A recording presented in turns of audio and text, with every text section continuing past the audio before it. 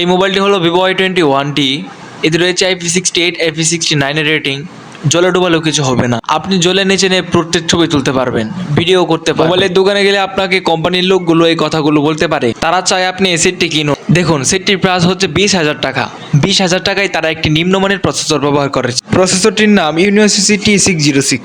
তারা মোবাইলের সবকিছু সম্পর্কে বলতে পারে, কিন্তু প্রসেসরের কথা বলতে পারে না। মানলাম মোবাইলটিতে 6500 mAh ব্যাটারি ব্যবহার করা হয়েছে, তার সাথে ওরা 44 ওয়াটের ফাস্ট চার্জার ব্যবহার করেছে, এবং তারা IP68 এবং IP69 এর রেটিং দিয়েছে। কিন্তু আসল জায়গায় তো ঘাটতি। মোবাইলটির প্রসেসরে ব্যবহার করা হয়েছে T616, যা আমরা 10,000 টাকার মোবাইলগুলোতে দেখতে পাই। ডিসপ্লেতে অন্তত এমোলেড ডিসপ্লে দিতে পারতো, কিন্তু তারা LCD ডিসপ্লে ব্যবহার করেছে, যেখানে আমরা আইটেল সিম্ফনি মোবাইলগুলোতে এমোলেড ডিসপ্লে পেয়ে থাকি।